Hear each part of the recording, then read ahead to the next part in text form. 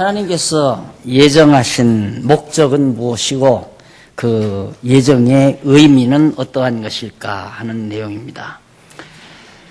우선 선택의 목적과 의미, 하나님께서 예정하는데 예정은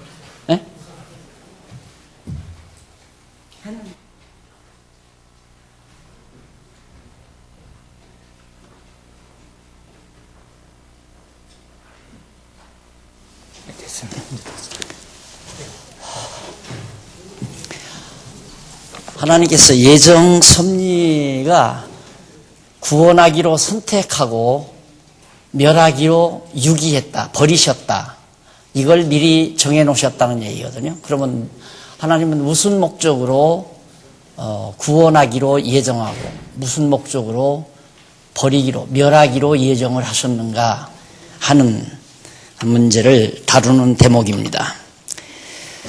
거기 선택의 목적과 의미를 보면 전능하신 하나님께서 어떤 인간을 선택하여 구원하시는 목적과 의미는 무엇일까? 하나님께서 도대체 어떠한 인간을 선택해서 구원하시는 목적과 의미는 뭘까? 하나님께서 인간을 구원하시기로 선택하신 목적은 선택을 통한 하나님의 영광을 나타내시기 위함인데, 이 목적 실현의 구체적 방법은 선택이라는 용어 자체가 갖고 있는 의미와 같이 인간을 구원하시는 것을 방법으로 하여 영광을 나타내시는 궁극적 목적을 이루시는 것이다. 즉 인간을 구원하심으로 하나님의 영광을 드러내신다는 말이다. 인간 구원이 하나님의 영광 표현이 되는 것은 어떠한 인간의 조건에 의해서가 아니라 하나님의 절대적인 영광스러운 주권에 의하여 이루어지기 때문이다. 사실 그 예정의 그 목적, 이것이 영광 선포죠. 선포. 하나님의 영광을 드러내신다. 이게 바로 계시입니다. 계시. 즉 하나님을 우리에게 보여주셔야 되는데 하나님은 형상이 없잖아요. 형상은 없지만 하나님이 가지고 계시는 속성은 있단 말입니다. 그 속성이 5대 속성이라는 거 우리가 잘 알잖아요. 주권성, 신실성, 전능성, 신실성, 주권성, 영원성, 자비성, 이런 5대 속성이 있는데 그런 속성은 얼마든지 하나님께서 드러내실 수가 있죠. 뭘 통해서? 하시는 일을 통하여, 섭리를 통해서 그런 일들을 드러내신다. 왜 그걸 드러내시는가? 계시하려고. 왜? 즉 드러내신다는 말은 계시한다는 말이거든요. 하나님을 우리에게 보여준다. 그러니까 하나님이 어떤 형상이 계시다면 할아버지 모습이든 안 그러면 어떤 도인의 모습이든 그런 모습으로 나타나시면 되지만 하나님은 영이시기 때문에 형상이 없잖아요. 형상이 없는 하나님을 우리 인간에게, 피조된 인간에게 나타내 보여주시려면, 계시하시려면 결국 하나님의 영광, 어떤 영광, 여기서 지금 전능하신 주권적 영광, 그러니까 전능성, 신실성, 주권성, 이거 어디나 이게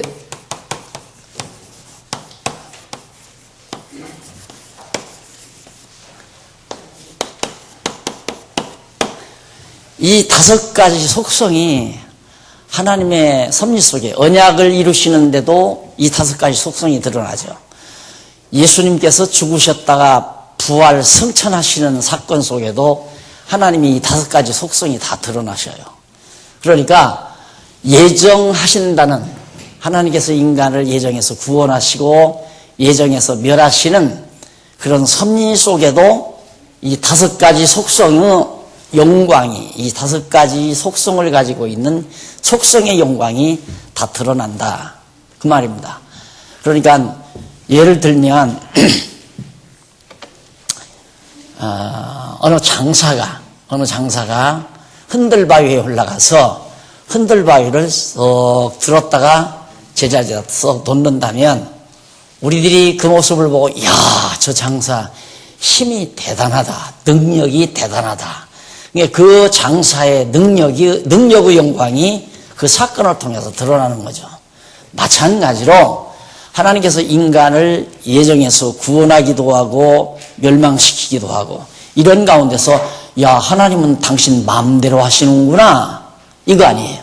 하나님은 당신의 마음대로 정하신 뜻, 당신의 생각대로 모든 것을 주관하시는구나. 거기에서 뭐가 나타나면 주권성이 나타나죠. 하나님의 주권성. 예정한다는 그 사실 속에. 그러니까 멸망할 자와 구원 얻을 자를 미리 정해 놓으셨다. 뭘로? 하나님의 주권적인 능력으로 그렇게 되죠.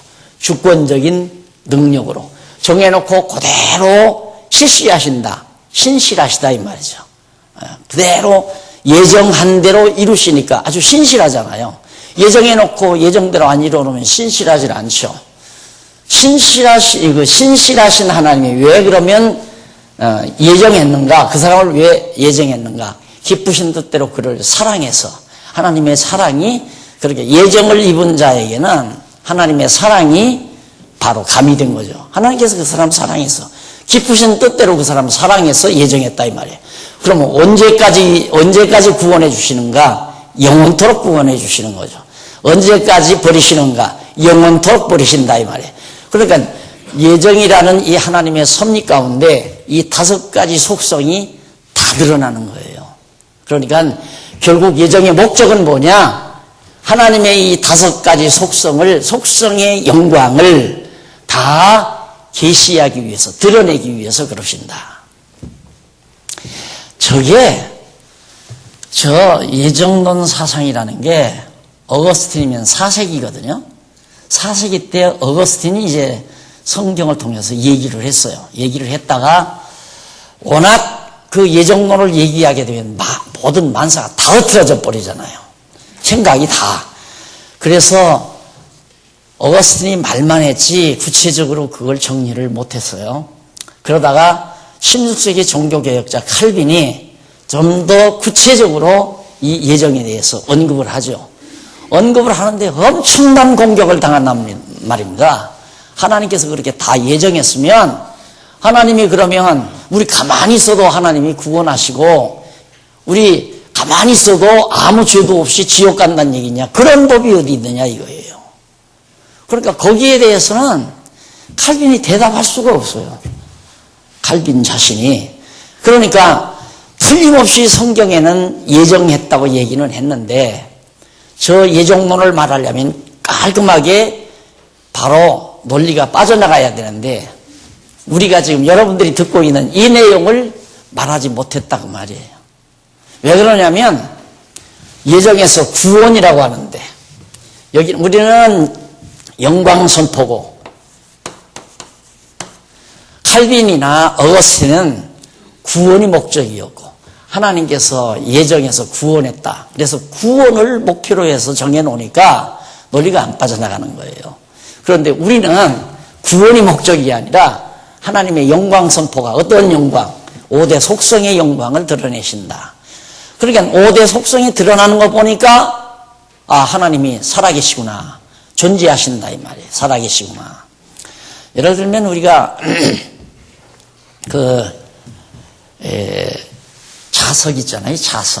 자석이 있는데 말바꿈 같은 자석이 이렇게 있는데 그게 굉장히 강한 것은 먼 곳에서도 못 같은 거 쇳덩어리를 쫙 잡아 끌어올립니다. 그러면 자석이 이렇게 있지만 여기에 아무리 줄이 없어요. 끈이 없는데도 따라붙는 거 보니까 야, 자석의 힘이 세구나. 그러면 자석에 힘이 있다는 걸 알 수 있잖아요. 이게 자석이에요.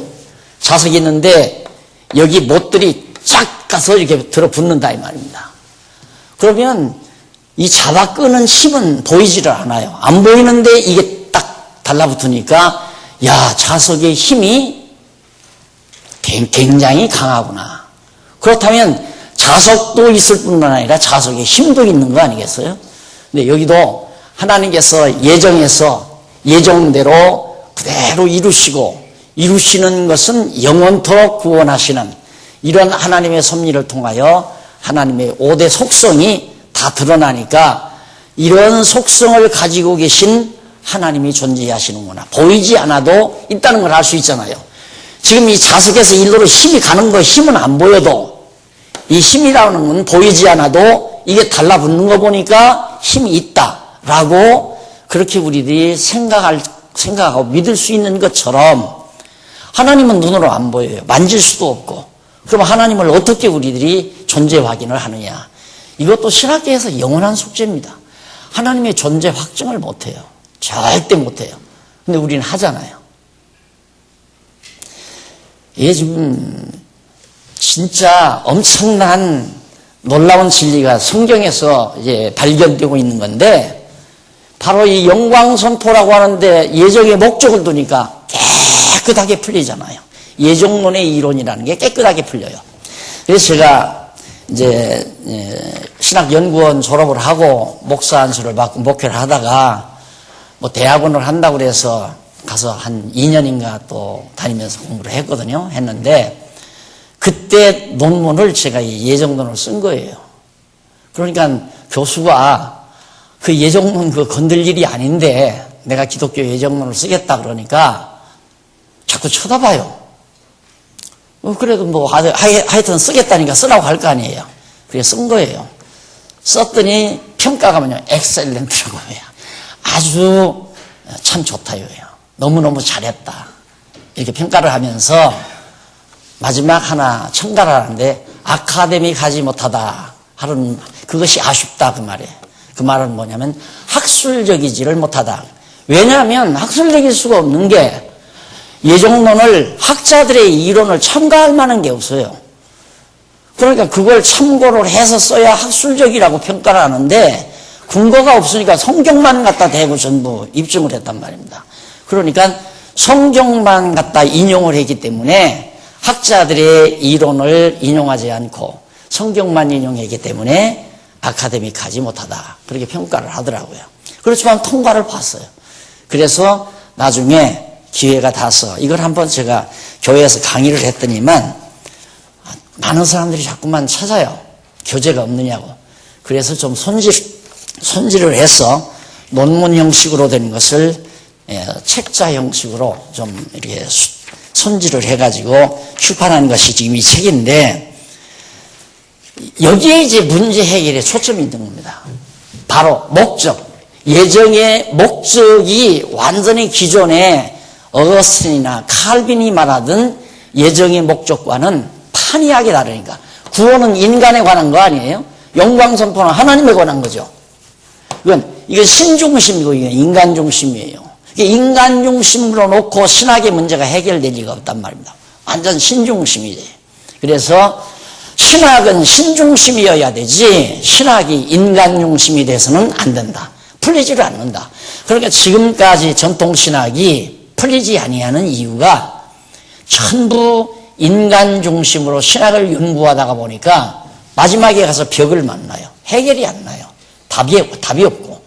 그래서 결국은 보수주의 신학이 완전히 지금 서구에서 다 몰락하고 있고 그게 몰락하니까 보수교회가 다 사라져버리고 그리고 세속화된 교회들이 득세하고 그런 교회들이 바로 정치 집단화 되어버리고 이것이 오늘날 기독교의 모습이 되어버리고 만 거거든요. 그러니까 바로 예정의 목적은 매우 중요한 겁니다. 영광 선포다. 이거 하나만 여러분들의 뇌 속에 왜 하나님은 나를 구원하시기로 예정하셨나 이랬을 때 구원은 하나의 방법이에요. 방법. 그렇죠. 이것은 목적이고 그러니까 하나님은 왜? 라는 말은 목적이 뭐냐? 구원하셨나? 질문을 잘하는 거죠. 하나님은 왜 예정해서 나를 구원하셨나? 이렇게 되는데 하나님은 왜 예정했나? 구원하시려고. 전통신학이 그거거든요. 하나님은 왜 우리를 예정했나? 구원하시려고. 멸망시키시려고. 이제 구원과 멸망이라는 데 목적을 두니까 안 풀리는 거죠. 우리는 하나님이 왜 예정해서 우리를 멸망시키고 어떤 자는 예정해서 지옥 보내는가, 구원시키고 멸망시키는가. 그러니까 방법이에요. 구원과 멸망은 방법이고 목적은 하나님의 영광, 내가 살아있다, 이런 놀라운 속성을 가지고 있는 하나님 나 자신이 분명히 이렇게 살아있다는 사실을 알려주고 계시하기 위해서. 그럼 왜 알려주고 계시하는가? 택한 백성을 하여금 여호와 하나님을 경외하고 섬기게 하시려고. 이것이 이제 깔끔하게 정리돼서 풀려나가는 하나의 논리가 되지는 겁니다. 자, 넘어가서 그 44페이지 거기 조금 더 보면요.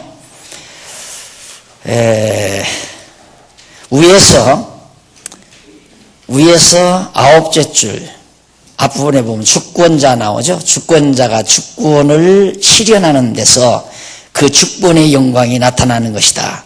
피조 인간의 어떠한 조건에 의하여 하나님의 주권적 사역에 장애를 받는다면 하나님의 주권적인 영광은 그 빛을 잃어버리게 되는 것이다.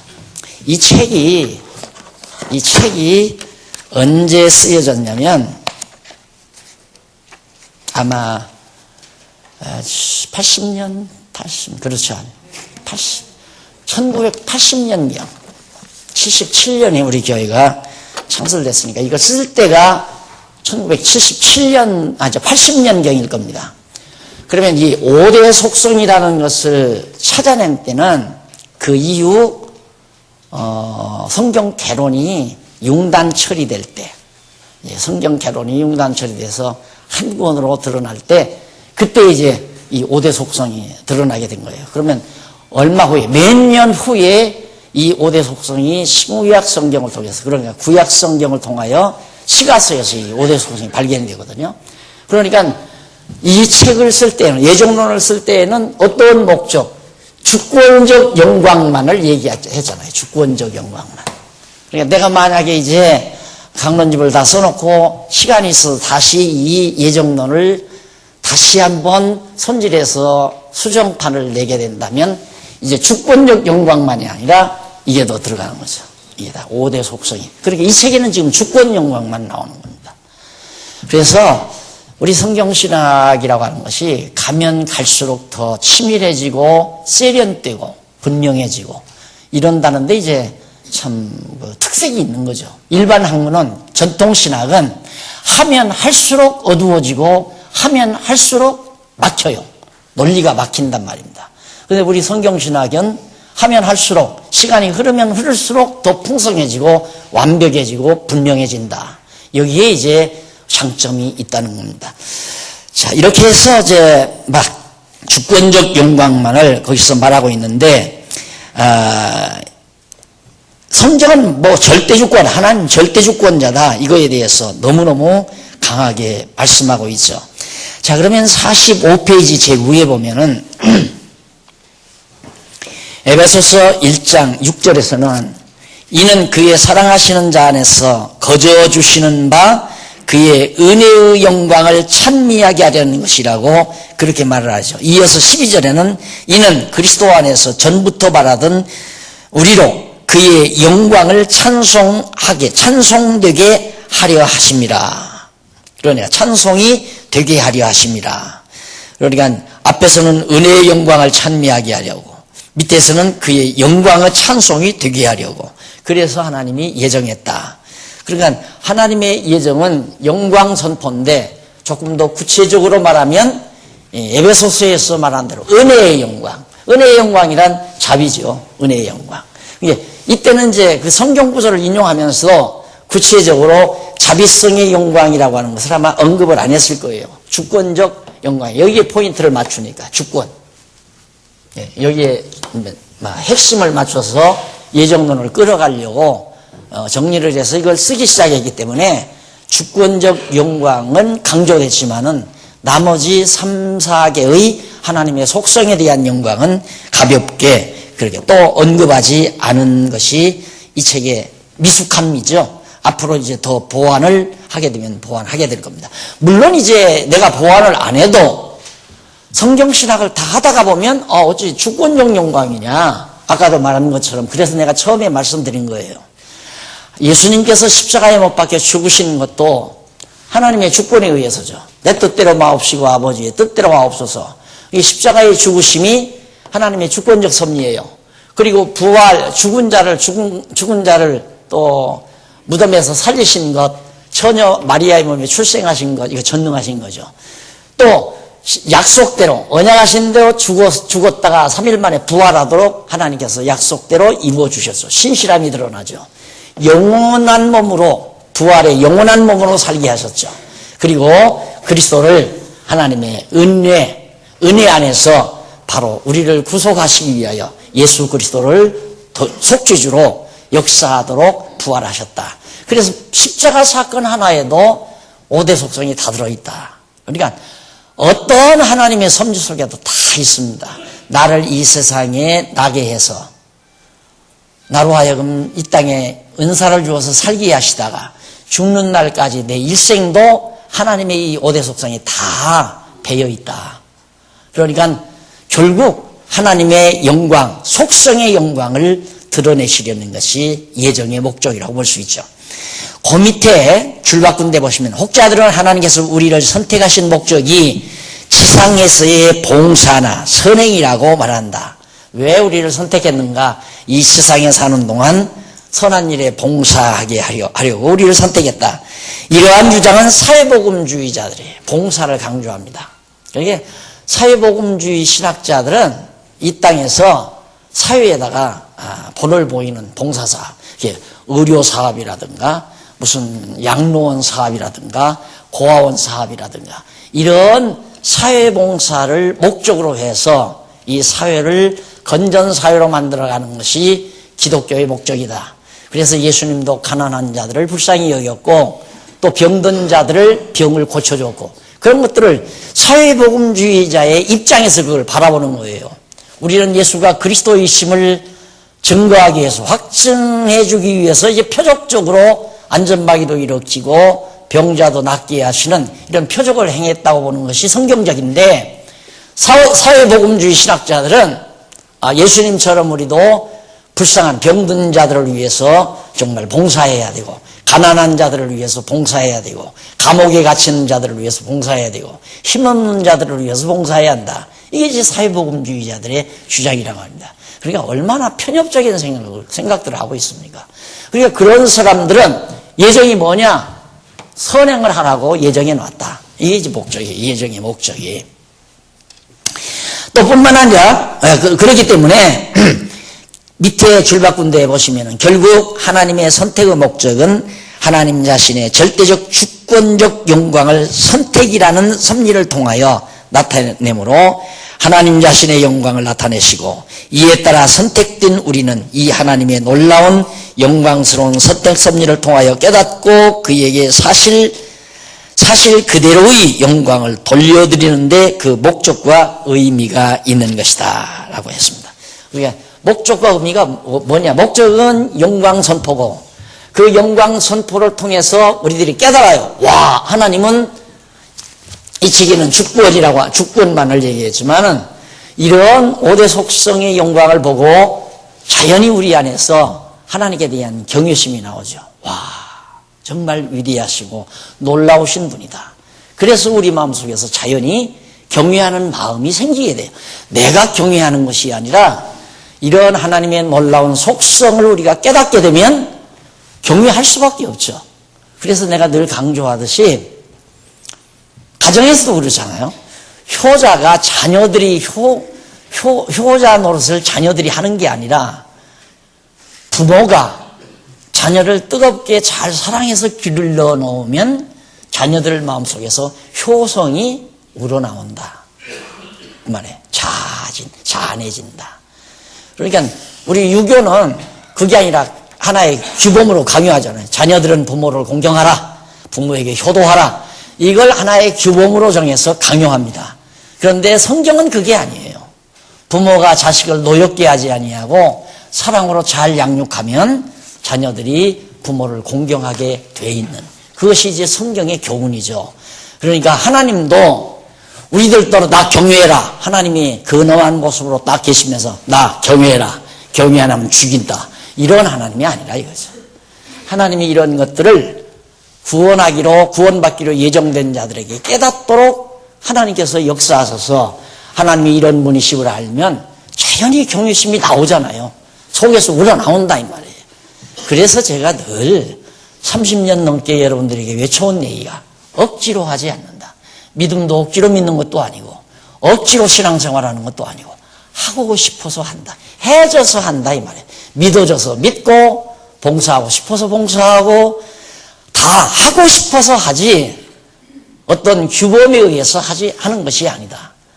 그런데 사실 지금까지 하나의 법률, 헌법이라는 교회 헌법이라는 법률을 정해놓고 그대로 강요해서 교인들을 지도해오고 교인들로 하여금 행하도록 하고 안 행하면 교인이 아닌 것으로 취급해버리고 그것이 지난날의 제도권 속에서의 교회 모습이었단 말입니다. 진짜 종교적인 기독교는 진짜 참 종교로서의 기독교는 절대 억압이라는 게 없어요. 강요라는 게 없고 지난번에도 고린도전서 수요일 날 공부하면서 했지만은 모든 것이 가하나 모든 것이 가하나 다 유익한 것이 아니다. 모든 것이 가하지만 모든 것이 유익한 것이 아니다. 또 모든 것이 가하지만 모든 것이 강제당하는 게 아니다. 모든 것이 억지로 해가는 것이 아니다. 제재받는 게 아니다. 그런 내용이 고린도서에 나오거든요. 그 다음 여기서 모든 것이 가하다는 말은 법률적으로 합당하다 할지라도 그것이 법적이라 할지라도 가하다 그 말이에요. 법적으로 해야 하는 일이라 할지라도 할 수 있는 일이라 할지라도 그것이 다 유익한 것이 아니고 법적으로 할 수 있는 일이라 할지라도 그것을 법적으로 강요당할 수 있는 일은 아니다. 그게 바로 교회가 이루어지는 건덕의 기본 원리입니다. 이 건덕이라고 하는 것은 어떤 룰을 정해놓고 이래야 된다 저래야 된다가 아니라 모두가 할 수 있는 일이라 할지라도 유익한 것이 아니기 때문에 내가 안 할 수가 있어요.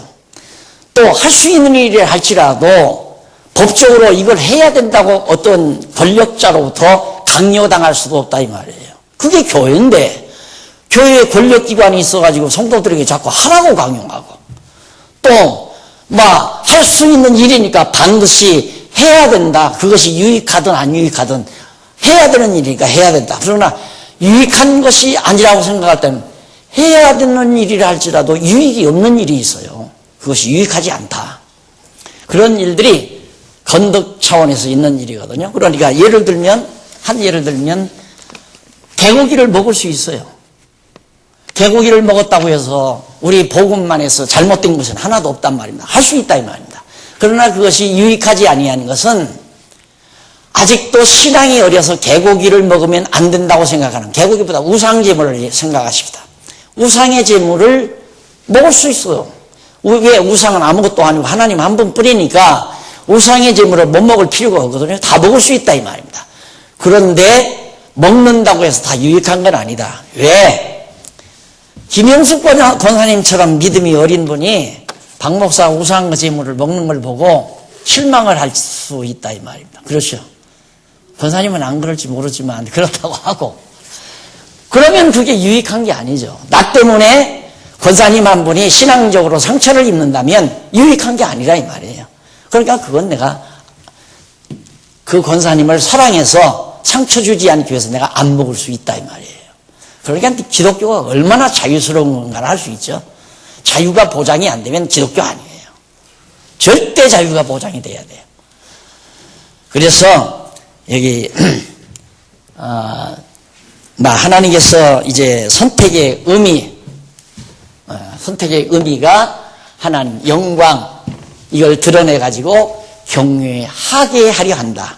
그러니까 여기 자유죠. 자유인데 이것도 이 영광 선포가 되니까 해지는 거죠. 내가 막 하려고 노력해서 억지로 하는 게 아니라 해진다. 자유다 이 말이에요. 자유란 말이 기독교에서나 통하지 정치사회에서는 없어요. 정치사회에서 자유 얘기했다가는 완전히 사회 엉망돼 버리고 말아요. 이런 문제들이 참 사회학자들이나 정치학자들의 골머리거든요. 자유와 방종, 어디까지가 자유고 어떻게 해서 무엇이 방종이냐, 이건 하나 해결이 안 됩니다.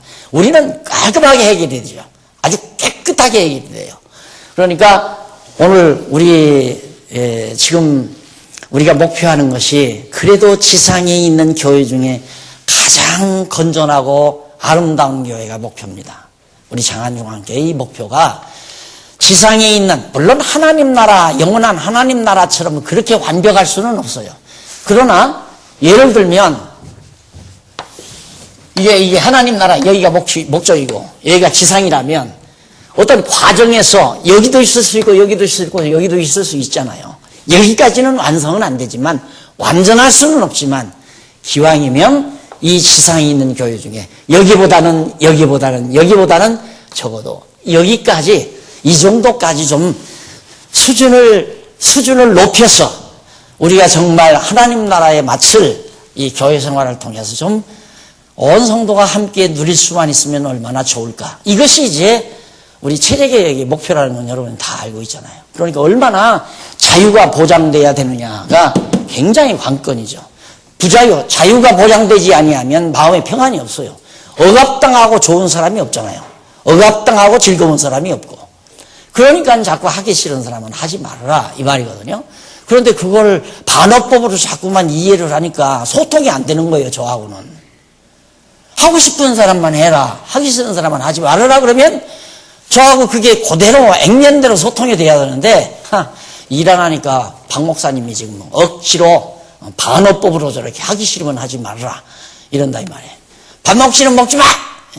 애기들이 밥을 잘 먹지를 않고 깨질깨질 하게 되면 엄마가 열을 받는 거예요. 열을 받아가지고 애기로 하여금 먹게 하려고. 먹지는 먹지 마! 너 밥그릇 뺏어갈 거야! 이 말은 잔소리 말고 빨리 먹으라 그 말 아니에요. 그런 방법으로 내 얘기를 들으니까 소통이 안 되는 거예요. 그거 아니에요. 진심이에요. 어떻게 자유를 빼앗으면서 자유가 보장되지 아니한 상태에서 이 종교라고 하는 것이 가능해지겠냐? 절대 불가능하죠. 올바른 종교는 철저히 자유가 보장. 그러니까 계율이 있어서도 안 되고 어떤 제도가 있어서도 안 되고 어떤 형식이 있어서도 안 된다. 기독교는. 그러니까 기독교는 우리 구약 시대에는 제도와 형식이 있어서 율법이니까 그건 억압이죠. 딱 가두어놓으려니까. 율법 아래 가두려니까 억압해야 되잖아요. 근데 율법에서 우리를 벗어나게 해서 자유하게 하셨다. 이거예요. 이 자유란 말입니다. 자유하게 하셨는데 왜 우리가 억압을 당해요? 그러니까 제도 있으면 안 되고 형식이 있으면 안 된단 말입니다. 형식이 있으면 형식에 맞춰야 되잖아요. 제도가 있어도 제도에 맞춰야 되고. 우리 연구원들 지금 고도의 강의를 들으시는 겁니다. 제가 하면서 이 얘기 하기가 쑥스럽지만 제가 고도의 강의를 하는 게 아니라 성경이 그렇게 고도의 내용이에요. 고도의 내용을 여러분들에게 말씀을 드리니까 이 강의 자체가 고도의 강의가 되는 거죠. 이런 사상을, 이런 진리체계를 우리가 깨닫고 보면 얼마나 멋있어지고 얼마나 정말 참 아름다워지는가. 인격 자체도 마찬가지죠. 남을 억압하지 아니하고, 남을 구박하려고 하지 아니하고, 남을 종으로 부리려고 하지 아니하고, 남을 자기 수하에 집어넣고 짓밟으려고 하지 아니하고. 자유인은 그럽니다. 자유를 형용하는 사람은 절대 남을 자기 수하에 놓고 지배하려고 하지 않아요. 그 남을 벌써 지배하려고 하는 사람은 자유를 모르는 사람이에요. 그 사람은 벌써 그 자체에 얽매여 사는 사람이에요. 그래서 진짜 올바른 기독교 신앙을 가진 사람들은 바로 이렇게 참 자유함 속에서 하나님을 경외케 하려고 하나님이 이런 5대 속성을 드러내 우리에게 보여줘서 감동을 주는 거죠. 와 하고. 지난번 신문에 보니까 오 안철수 그러고 신문에 놨더라고요. 감동을 표현하더라고요.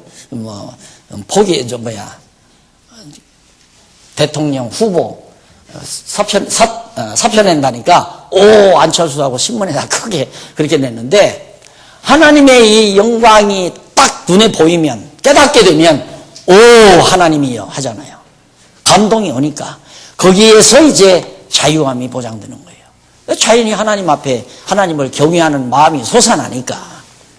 그래서 제가 늘 강조하듯이 알아야 정말 올바른 기독교 신앙을 하지, 모르면 잘난 척하는 목사가 하라는 대로만 하면 예수 잘 믿는 줄 알아요. 많은 사람들이 다 그렇게 살잖아요. 성경도 몰라요. 기독교의 본질이 뭔지도 몰라요. 그저 예수 잘 믿으면 복받아 잘 산다고 생각하는 어리석은 사람들도 허다해요. 그 사람들은 그러면 어떻게? 그냥 목사가 하라는 대로만 순종자라면 다 하나님 잘 믿는 걸로.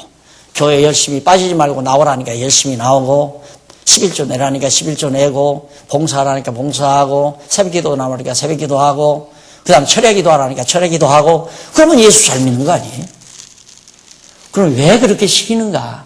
그 하나님 중심으로 그런 게 아니라 진짜 신앙을 기르려면 하나님의 이 전능성, 5대 속성을 보여줘야죠. 성경을 통해서 이를 깨닫게 해줘야 한다 이 말입니다. 그러니까 깨닫게 하면 그걸로 끝나는 거예요. 경외하든가 말든가. 목사가 왜 그걸 참견하느냐 이거야. 당신 왜 하나님 경외하지 않느냐. 오죽 잘 못 가르쳤으면 성도가 저 5대 속성을 통해 하나님의 영광을 못 보았을 거 아니에요. 영광 선포되는 그 영광을 잘못 가르쳤으니까, 하나님의 이 5대 속성이 드러나는 영광을 깨닫도록 가르치지 못했으니까 하나님을 경외하지 않을 거 아니냐 이 말이에요. 그런데 왜 당신 왜 하나님 경외하지 않느냐? 말이 안 되는 얘기죠. 그러니까 가르치는 자는 그냥 성경대로 똑바로만 가르쳐주면 하나님을 경외하고 살든 경외하지 않고 살든 그건 성령께서 하실 일이에요. 예정한 자는 깨닫고 경외하며 살게 하고, 예정되지 아니하고 버려진 자는 깨닫지 못하게 해서 멸망받게 하고. 그러니까 제일 답답한 게 교회 다니면서 공부 안 하는 사람이 제일 답답한 거죠. 공부 안 하면 이 자리에 있는 사람도 있고 이 자리에 있는 사람도 있고, 이 자리에 있으면 시간 이용만 당하는 거죠. 하나님께 하는 줄 알았는데 목사 부인한테 다 한 거야. 목사 부인 앞으로 다 갔잖아요. 애써서 11조 내고 건축년 보내서 다 재산이 일어나는데 목사가 자기 부인 앞으로 다 해놨잖아요. 그러면서 속으면서 택한 자는 천국은 가죠. 구원은 얻지만 이 땅에서 엄청나게 그렇게 속으면서 살다가 결국 구원은 얻지만은 이 수준에 산다 이 말이에요. 제 욕심은 여러분들을 여기로 모시려는 거예요. 다른 목적 하나 없어요. 진짜예요. 그래도 여기까지 찾아오시고 저와 관련을 지으신 여러분들은 정말 가장 고상한 그리스도인, 가장 수준 높은 그리스도인, 가장 만끽할 수 있는, 자유를 만끽하는 아름다운 그리스도인의 삶을 사는 하나님의 백성으로 그렇게 안내해드리고 싶은 욕망, 그 하나밖에는 아무것도 없습니다. 그래서 요즘에는 이제 제가 뚜렷하게 이제 강의를 분반, 우리 어른들, 여러분, 우리 연구반만 모시고 이렇게 하다가 보니까 이제는 좀 안 하고 싶어요.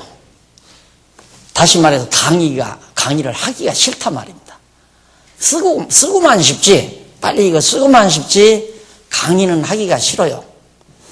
그래서 아마 제 강의는 이 예정론, 이게 지금 강의 테이프가 없대요. 그런다고 자꾸 목사님 한번 강의를 하셔야 한다고 그래서 다시 강의를 하는데, 1월 달이면 제 강의가 끝나게 되면 우리 연구원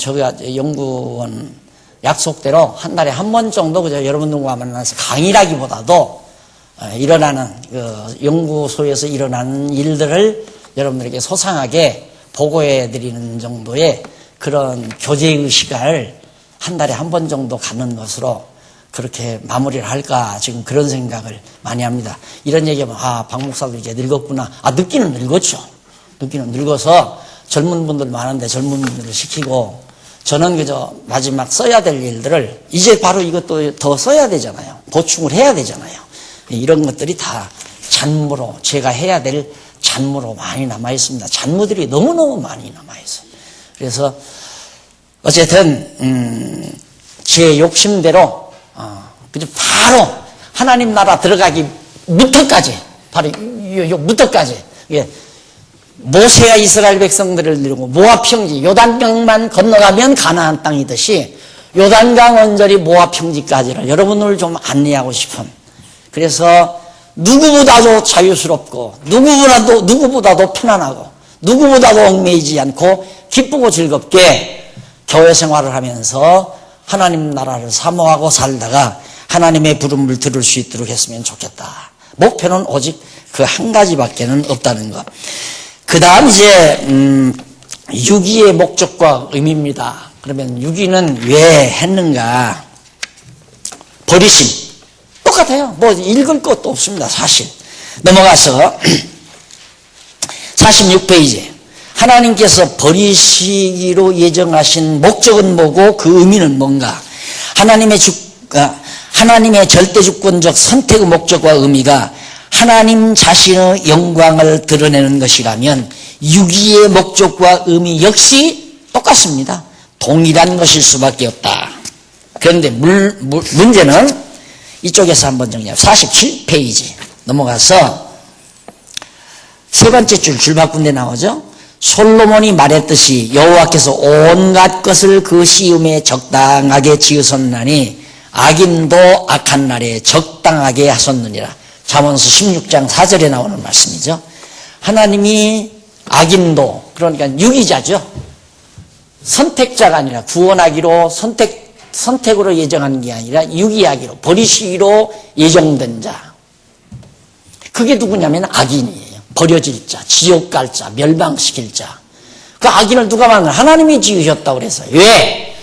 악한 날에 적당하게 쓰시려고. 그러니까 이 세상 역사가, 이 지상에 이루어지는 모든 역사가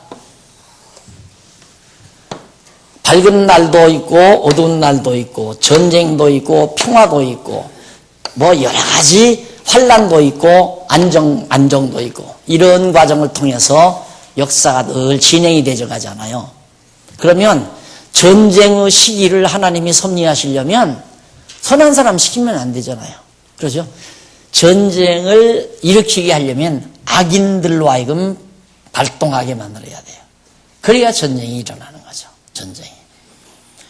지금 우리나라 말고 저 이스라엘의 전쟁이 지금 휴전 상태에 있어. 한 며칠 지금 전쟁하다가 했는데 그 일어난 이유가 그 가자지구에 사는 그 가자지구가 어디냐면 블레셋 땅이에요. 블레셋 땅. 우리 성경에서 늘 말하듯이 가나안 땅 남동쪽에 이렇게 해변가에 자리하고 있는 그 지역이 가자지구가 그게 이제 블레셋 사람들이 살던 땅인데 거기에 사는 자들이 자꾸 이스라엘을 괴롭히는 거예요. 참다 못 참아가지고 이제 이번에 하는데 이스라엘 사람도 몇 죽었다고 그러더라고요. 죽고 저쪽에는 엄청 많이 죽었답니다. 그러니까 뭐로 건드려요? 가만히 그냥 같이 살지. 같이 살면 하등 아무 어려움이 없을 건데 자꾸 미우니까 이스라엘이 미우니까 자꾸 건들고 자꾸 옆에서 찝쩍대니까 너 한번 먹어봐라 하고서 막 쏟아 부어버린 거죠. 그러니까 그런 일들이 다 하나님의 정하신 뜻대로 역사가 빚어지는 건데 그 가자지구에 사는 그 사람들의 마음속에 그 악한 마음이 자꾸 솟구쳐야 일어나잖아요. 그렇게 쓰시려고 악인들로 하여금 버리기로 예정되어 있다. 그런 일을 하도록 예정하고 작정해 놨다. 아니면 이 세상이 천국이 돼버리게요. 이 세상에 어둡고 밝은 시대가 없다면, 어두운 시대, 밝은 시대가 없다면 여기가 천국이죠. 밝은 시대만 있다면. 이 세상은 천국이 아니에요.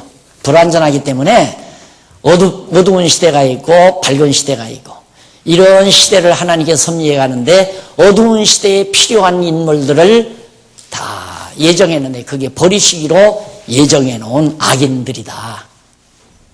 그러면 그렇게 이미 정리하고 나니까 드러나죠. 그렇게 해서 하나님의 이 5대 속성도 드러나는구나. 그러니까 악인들을 통해서도 이것도 드러나는 거예요. 그런데 악인들은 이걸 깨달아요, 못 깨달아요? 못 깨닫는 거죠. 왜? 성령께서 그들에게 깨닫지 못하게 하니까 절대 못 깨달아요. 이런 하나님의 놀라운 속성을 못 깨닫는다 이 말이에요. 이스라엘에서 전화가 왔어요. 전화가 왔는데 그러다가 걱정을 했다고 그러니까 괜찮대. 여기는 아무렇지도 않다고 그러면서 자기 선교 활동한 것만 열심히 이야기를 하는데 이스라엘 사람들이 대단하다는 거예요. 엄청나대요. 대단하대요. 이 전쟁도 그냥 섣불리 하는 게 아니래요. 전쟁이 만약에 포를 하나 쏴가지고 잘못 쐈다 하면 잘못 쏘게 된 원인이 뭐고 문제점이 뭔가를 일일이 다 찾아가지고 그 다음에는 실수하지 않도록 철저하게 단속한답니다. 그러니까 내가 늘 그러잖아요. 유대인을 이길 전쟁은 없다. 앞으로 세계의 도화선이 우리 대한민국은 좀 거의 끝난 것 같아요. 대한민국에서는 남북 전쟁은 제 예감인데 추측이 아니라 한 예감이에요.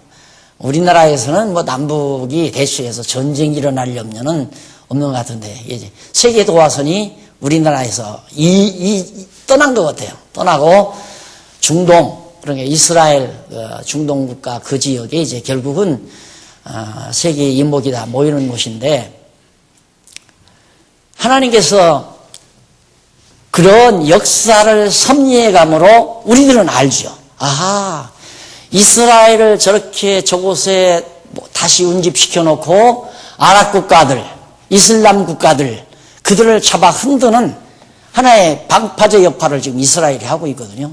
이슬람을 막 잡아 흔들어야 그 틈바구니로 복음이 들어가잖아요.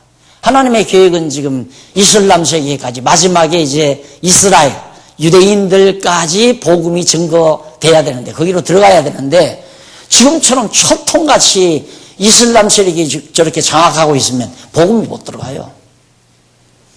과거 중국이나 소련 이쪽 동남아 지역이 그리고 동유럽 쪽이 공산주의 사상으로 딱 이렇게 붉은 물이 들어져 있으니까 복음이 못 들어갔잖아요.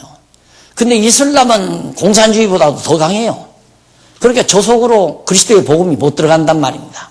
그러니까 이번 전쟁 같은 거 이런 걸 통해서도 바로 이슬람 국가들의 동요를 일으키는 하나님의 섭리로 우리가 바라볼 때 야, 하나님의 전능하심과 신실하심, 그렇게 하나님이 역사를 계획해 놓고 이끌어 가시는 신실하심과 그의 주권적인 능력과 그리고 역시 이제 영원한 하나님 나라를 이루시려는 하나님의 영원한 섭리와 자비하심, 택한 자들을 이제 구원하시려는 자비하신 섭리가 바로 이스라엘 전쟁을 통해서도 다 드러나는 것을 우리는 보게 되죠. 그래서 이제 하나님을 경외하며 살게 되는 거 아니겠어요? 그런데 악인들은, 버리시기로 예정된 자들은 절대 이걸 못 본단 말입니다. 절대로 못 보죠. 이게 차이점이에요. 그래서 그 밑에 따라서 잠언 16장 4절 뒤에 말씀한 것을 보아도 하나님께서는 어느 것 하나 하나님께 불필요하거나 방해되는 것이 있을 수 없는 것이다. 따라서 유기의 목적과 의미는 다음과 같이 정리할 수 있겠다. 하나님께서 어떠한 것도 조건으로 삼으심이 없는 중에 인간을 유기하시기로 예정하신 절대 주권적 영광을 나타내심에 그 목적이 있고, 이렇게 나타난 영광을 보고 선택자들은 화평 중에 하나님께 영광을 돌리지만, 우리 선택받은 자들은 하나님께 그 영광의 그 하나님의 주권적 영광을 보고 화평 중에 하나님께 영광을 돌리지만, 유기된 자들, 그러니까 멸망시키기로 유기된 자들은 두려움과 고통 중에 하나님께 영광을 돌리게 하려는데 그 의미가 있다고 하십니다. 자,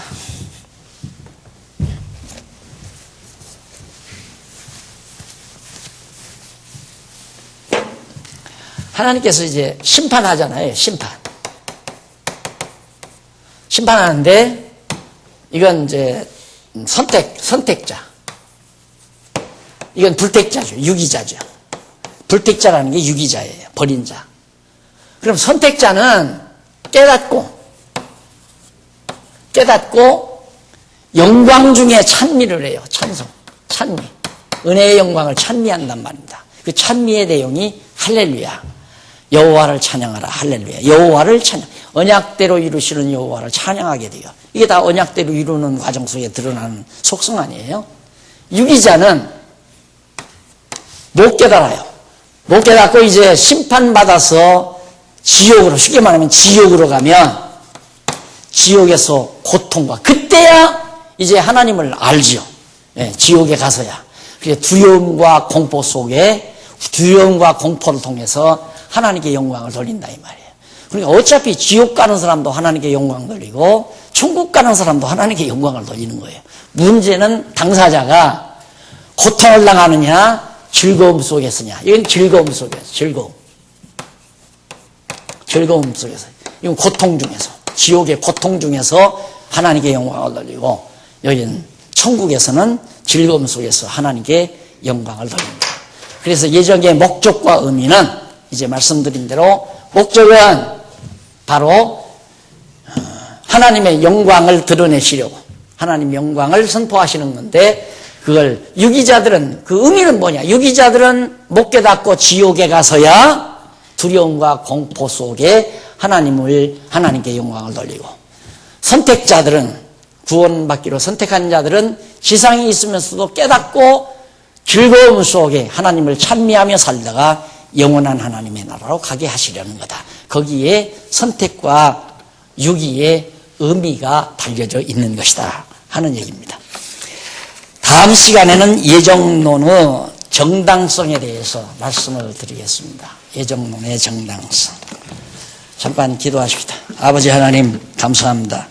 오늘 또 영원전 하나님의 작정하신 섭리 속에 우리를 예정하셔서 하나님의 백성 삼으신 놀라운 그 목적과 의미를 저희들이 찾아봤습니다.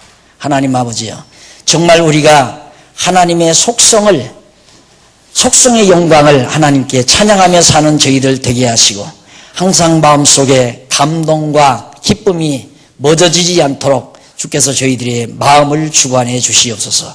예수님 이름으로 기도드립니다. 아멘.